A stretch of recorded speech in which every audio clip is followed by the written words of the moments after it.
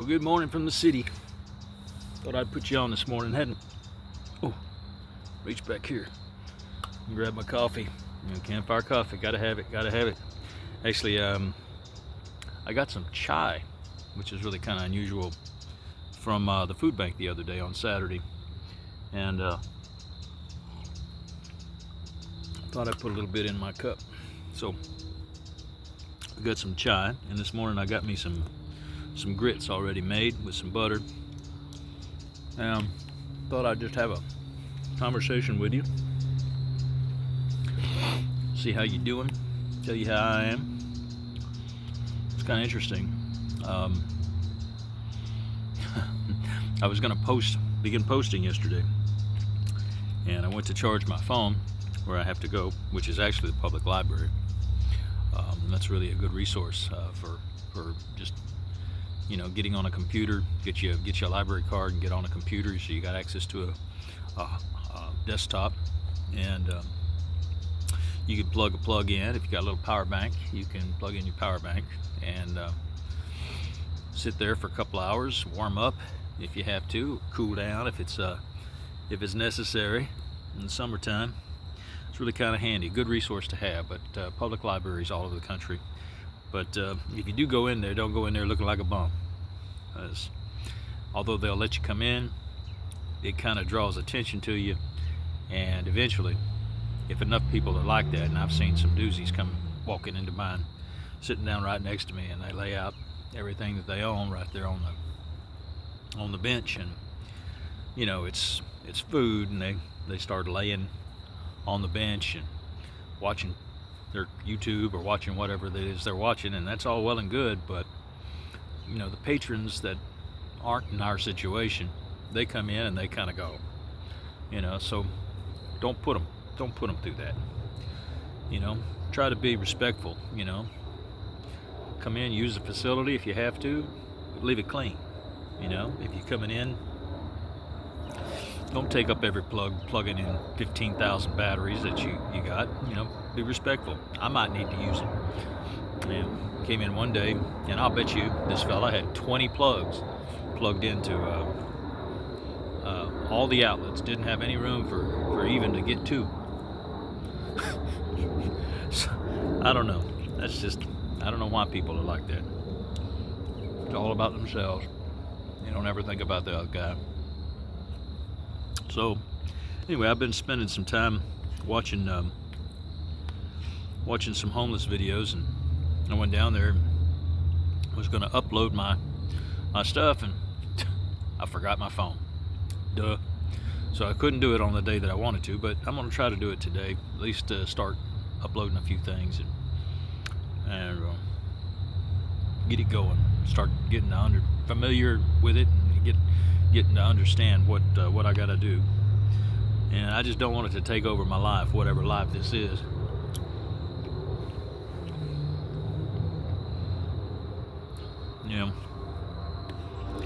There's all kinds of things to talk about, and I really guess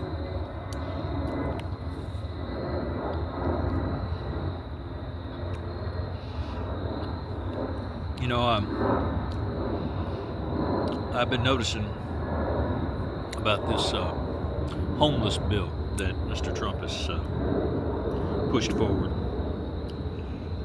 and it basically outlaws you being homeless. Well, what the hell? You don't have a choice. You don't have a choice. A lot of people don't. And I didn't have a choice, and I can't seem to get out of it because I'm too old, or I'm too this or too that, or don't understand how the system works. But no, not really true. And it ain't that I didn't try. I had 88 job applications in last summer. I had a $25 an hour job, which isn't stupendous, but I was working at a college, and I had a little efficiency in not a halfway house, but a transitional housing facility that when I became homeless, a church helped me with. And that's what ultimately brought me right here where I'm at. And part of me wants to talk to you about it. I'm not sure today's the day. Oh, every time I reflect on the past, it brings up the past, and I have to kind of relive it, and I don't really want to. God knows it was difficult, and it really threw me for a loop, put me in a place with a world of hurt on it, and that's kind of why I'm here. But maybe, like I believe, God always uses your circumstances, and sometimes He gives us those circumstances to bring us closer to Him. And a lot of people I know don't want to hear that, but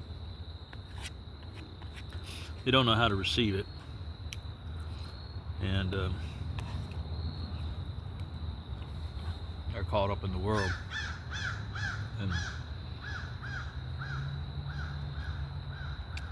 until you get small and you get still and you get reflective, you don't really develop that heart to want to listen to God, or listen for God, or listen for. And you say these prayers and you think, everybody says, you better pray. Well, yeah, you do need to pray. But you have to pray in such a way and condition yourself for God to really bless you. And that comes with surrendering. You have to surrender. And when you surrender and you get to a point where you don't have any options, that's when you call on God. And you will be amazed. You will be amazed is all I can say. It's happened that way my whole life. Don't know why God waits to the last minute, but many times I wished He wouldn't, honestly. But I said something the other day to someone, and God doesn't make mistakes. He knows you better than you know yourself, much better. He doesn't make mistakes. And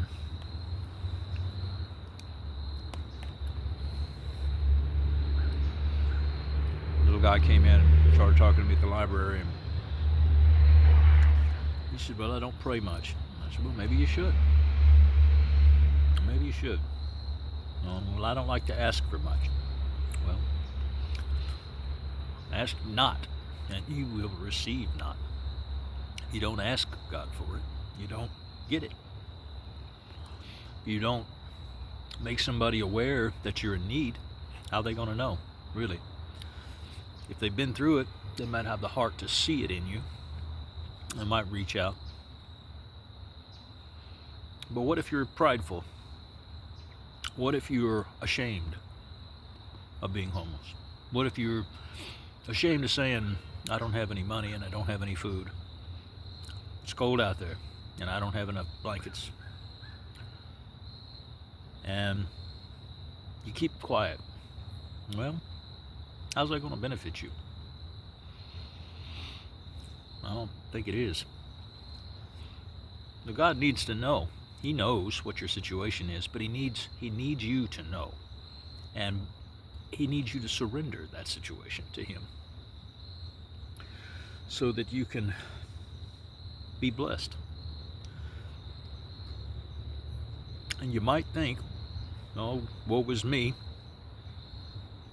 I'm having such a hard time. I just don't know why. Life is, blame it on Trump, blame it on the elites, blame it on your boss, blame it on your kids, blame it on your husband, blame it on, but no. You can't blame it on anybody. Nobody put you there but your own choices. Wherever you are, your choices brought you to where you are. Now,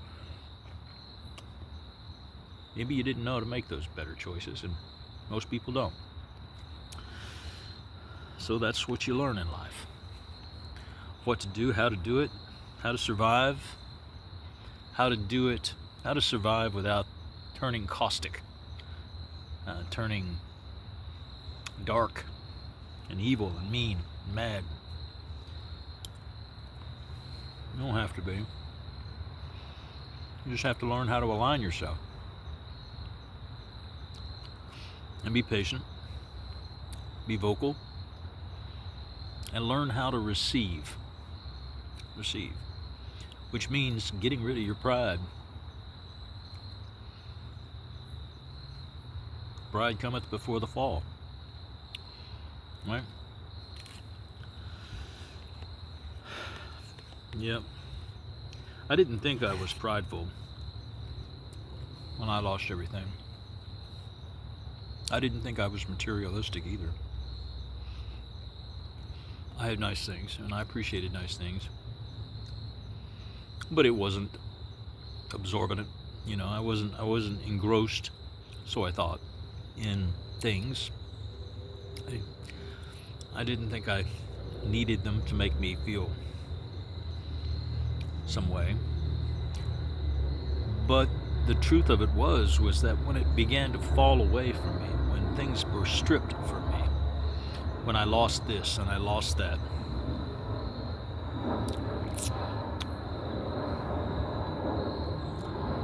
I was in shock at first, but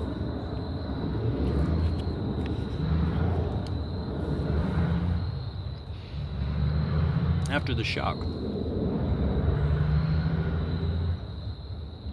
I began to experience and run into other people who'd lost more,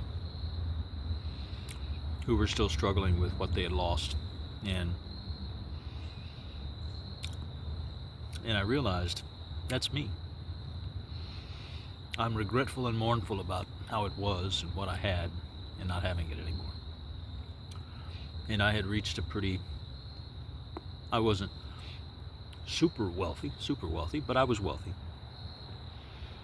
You know, I lived in a very nice house that I had renovated and lived there alone. I drove a $100,000 car. I had 2 businesses. I made 10 grand a month easy without flinching. Several $100,000 in the bank. I wasn't going nowhere. And if you'd have told me that what was getting ready to happen to me, that I would go from being a millionaire to being in a tent in 2 years, I'd have laughed at you. I would have. I'd have laughed at you. Thought pretty highly of myself, even though I wasn't necessarily boastful. I wasn't overtly proud. I thought I was humble. I had a lot of stuff. Stuff. It's a trap. Stuff. And it took me losing it all in order to really realize that stuff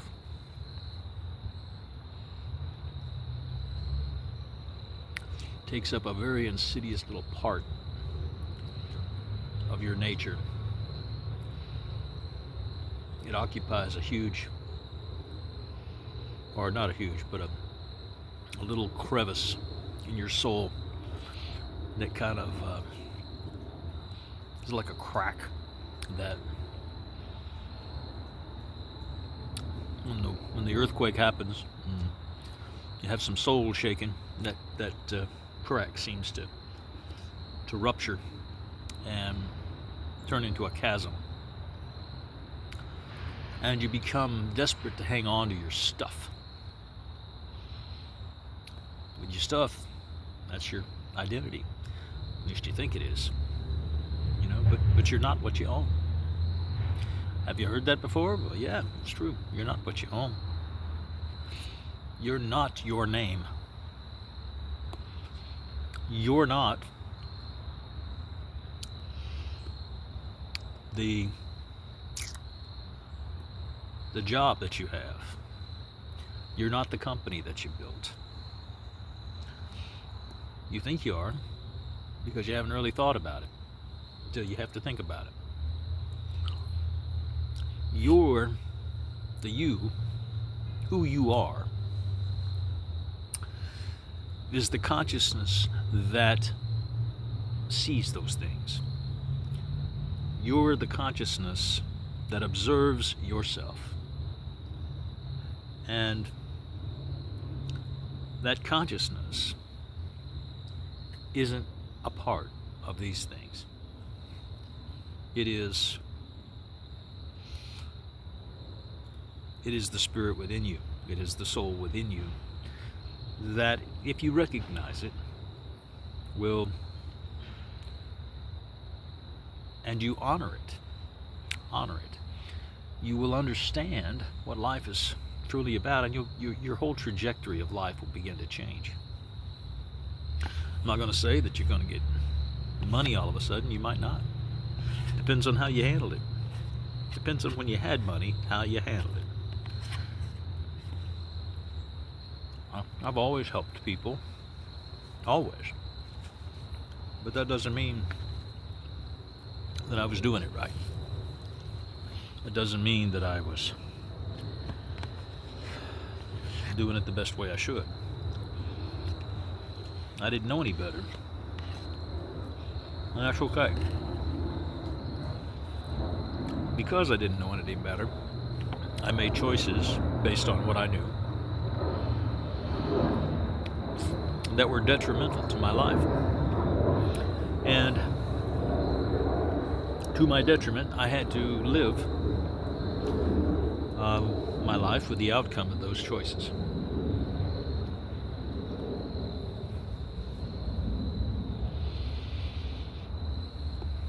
And those choices led to some difficulties. I don't know that with my options that any one of my choices, if I had made another one, would have led to something other than difficulty. It was just a place in life, and the way I chose to deal with it led me here ultimately, and taught me about myself and about what's important.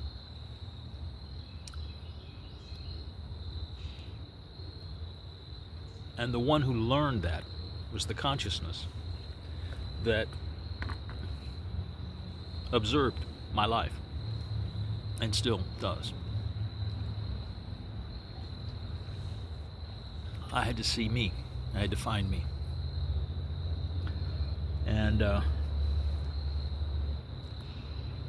I never would have believed that I didn't know me, because I thought I knew myself. And I probably did know myself back then better than most of the people I knew. So I believed. And I actively tried to be kind, to helpful, to grow. But when I became so busy with my businesses, so consumed with making sure this was going right and that was going right, I began to take my eyes off of me, and I became a machine that was working in a situation that I was doing what I had to do to make the machine work, to keep it oiled, to keep people happy, but that's not what life is about. That's not what life is about. But unfortunately, I would say probably 95% of the people in the world live their life that way. So I'm just as guilty. But now I don't live my life that way. Part of me wants to. Yeah, part of me wants to jump right back in because I know how. I know I could bring myself up again. But there's a whole lot of peace down here. On the bottom, whole lot of peace. The burden is light and the yoke isn't heavy. No, or maybe it's the other way around. The yoke is, I don't know. There's a quote. But either way,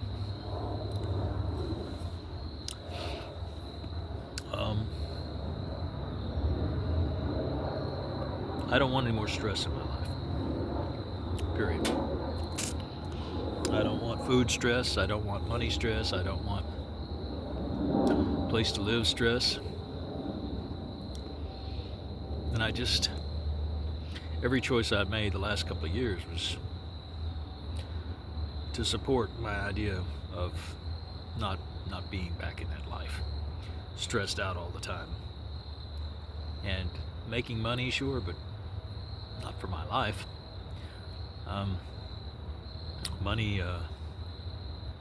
Money's a wonderful thing.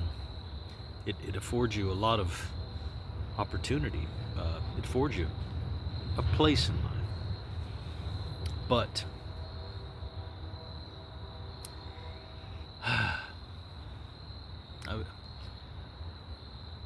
I'm not saying I don't want it. I'm not saying I don't want the responsibility of having money, because responsibility of money, having money gives you responsibility to keep that money coming. Keeping that money coming causes you to jump right back into the system, to get an apartment, get a house, get a car, get stuff. And you go right back into the world that I don't want to be a part of anymore. And before you know it, you're lost again. So how do you keep that? You almost have to be alone, because your partner's not going to want to do that unless they've gone through the same shit themselves. So you're better off to be alone. And God, I don't know how people make it with kids these days. I feel so sorry for them. I don't think that they'll ever be able to get out of the system. But as much as I love America, I don't want to be here anymore. I'd like to get out of America myself, especially now, in light of the homeless bill that Mr. Trump has put forth. That's wrong. I understand the method, and the reasons for doing a lot of what he's doing, and I can't say that he's wrong. He's not wrong in some respects. But to throw every homeless person in that same category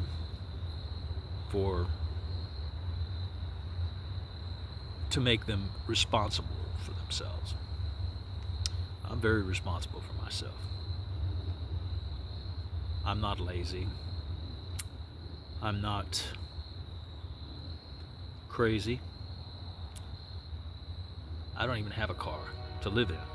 But where's the freedom in being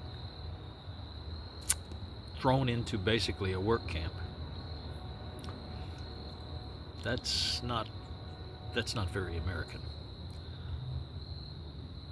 You know, there's a lot of things about that homeless bill that I don't like at all. And I don't know where it's going to lead, but I don't like where it's leading. And I honestly don't think it needs to last. I don't like it at all. I understand the SNAP program and why there was so much fraud and there was so many people on it that were illegal aliens that were taking advantage of the system, and even Americans couldn't even get on it. I couldn't get on it. I got on it once. Took them 3 months to approve me. They only gave me 6 months anyway.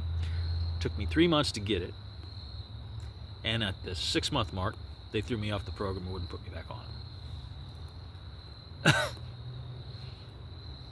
Even though I had qualified, done everything they said that I didn't qualify. Okay, well, so no more SNAP. That's okay. I eat fine. I do fine. I get by. Little old chubby cheeks. Yeah, I would even say I'm gaining weight. I don't understand. But not everybody. You can't throw the baby out with the bathwater. You know, not everybody is a thief. Not everybody is a fraudster. Not everybody is in a situation that they're trying to take advantage of the system. Some people just need it, and I needed it. I didn't have any money. And my situation came about because of my ID. All of my ID was taken. Birth certificate, passport, driver's license, health cards, meds, clothes, food, everything. Everything I had, which wasn't much, but at least I had my identity. Everything was taken and thrown away. And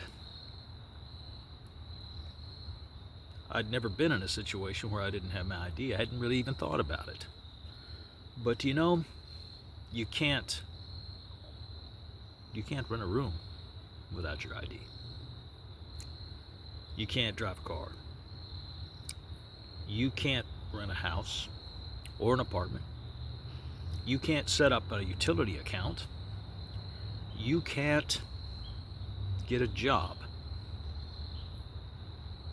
And without a job, without a car, without a license to drive a car, without a home, without a place to get your mail, without the ability to pay a utility bill, how in the hell do you exist? What happens to you? Well, that's what happened to me. It made me homeless completely. I have no family. I'm the last of my generation. I have no children. I have no partner. And I have no living relatives. So I have no one to care.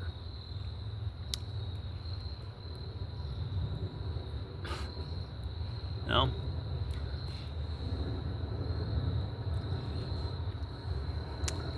no one to care, and that hurts a little bit because I'm a pretty loving guy. You know, everybody's struggling right now, so I can't really depend on people. I have to depend on myself, and it's hard, but at least I'm learning how to live like this.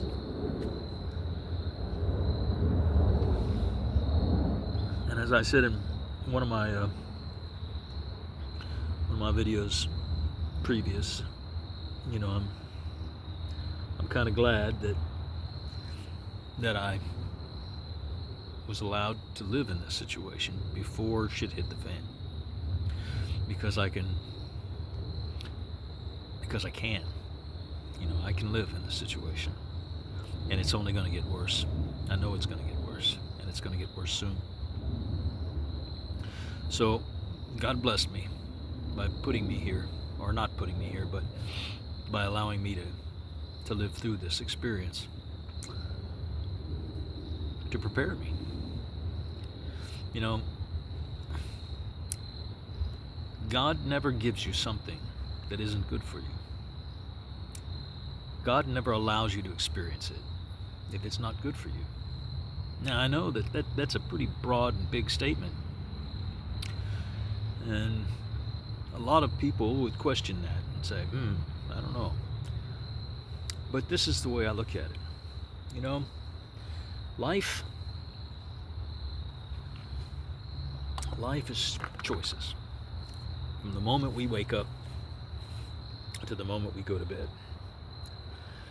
And our life is determined, and the outcome, by the choices we have made and the consequences of each of those choices, be them positive or be them negative. But negative is only a perception. I had to change from saying good or bad because choices are more than good or bad. Choices can be more beneficial for you, or choices can be neutrally complementary. Neutrally, meaning that they don't bring you anything extra, they don't take anything away. Or choices can be detrimental or more detrimental to your path. But whatever choice you make, and whatever outcome you deal with, you make the choice from your free will, and you make exactly the choice that you needed to in the moment that you made it. No matter what. And if you don't know how to make the best choice for yourself, then you make a choice that you understand based on the knowledge that you have in the moment for that situation. And there's nothing wrong with that. There's nothing wrong with that. So no shame in making a lesser than good choice, lesser than beneficial choice. But what happens is by making that choice that is less beneficial for you, you actually make a choice to teach yourself what is good for you by learning what not to choose. And that's how you grow. That's how you grow. So you look at your life in retrospect, and you can see that you learned how to deal with the things in your life that you encountered, and that made you better because you actually learned something, because you were able to grow in that situation from the experience of having that situation and making a less beneficial choice. That netted you knowledge, and that knowledge provided for you a comeuppance in the world, a spiritual comeuppance. So the trick is to make the best choices you know how to make for yourself, always. You're not going to make the best choices always, but you want to try to make the best choices always. And walk on through it. When you look back and see what you've done and how you've done it, you do a life review. Don't regret your choices. Everything you chose because you had to. You didn't know any better. God's not going to judge you for that. I'm not going to judge you for that. That's just life. That's just life. It's a shame that we have to make some bad choices and that there aren't people around to teach us. Yeah, sometimes you just have to do the best you can do. You really just have to do it the best you can do, no matter what, always. And realize that that's why you're here. That's why you're here. No shame. No shame. The choice not to approach life that way is a choice of hardship, severe. And that's when you're brought to your knees, because you're so wrapped up in life and climbing that ladder or making that money or keeping those children fed, whatever it is, that it takes something quite substantial to break you out of that and to make you come to your senses, essentially. But no matter what you do, the universe always conspires for your higher good.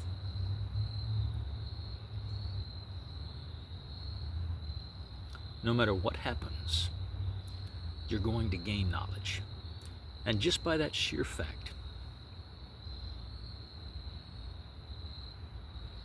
by the fact of growing, life is a positive experience, no matter what it is. Life benefits you. It benefits your soul. It benefits that consciousness that observes yourself. I always say, you can't lose at life. You can't. And that's the beauty of what the good Lord put in place. He made the system such that you can't lose. That you have totally, complete control and free will to make those choices and to learn creatively. You have within you the ability to become a creative individual and express whatever it is you feel to those around you, for yourself, and to emulate God, the nature of God, by making those beautiful things in the world, by making yourself better. I think we've lost it. And I know it's hard. If you're looking for it, I know it's hard. Believe me. I stand to testify on that. And I don't get it right 100%. I don't even get it right probably 50%. But you know, the difference is that I'm aware that that's the way I should look at my life. And not saying everybody's going to want to look at that life, at their life like that. But I'm here to say that if you do, peace of mind, sound mind, love, creativity, kindness, goodness, faith, self-control, all of those things that are listed in the Bible as manifestations of the Spirit, of he that has the Spirit of God within him, all of those things will naturally come about, almost without trying. You know? Everybody thinks it's so hard to follow God, reach for God. It's not. It's really not. It's the easiest path there is. We fight it. We constantly fight it. And we fight it because we've been programmed to fight it. But what if we didn't? What if we just surrender and say, all right, I see that ain't working, and I'm fit to change it. And go on and do it. Change it. Start living a way and in such a way that is good for you and your heart and your soul and for people. I think you'll be amazed if you try. I do, I really do. I think you'll be amazed if you try. It has nothing to do with religion. It has everything to do with a higher power. I totally believe in a higher power, but I do not believe in religion. No. I don't think I'm wrong about that. I could be. But based on my knowledge, based on my experiences, and based on what I've received as a result of looking at life this way,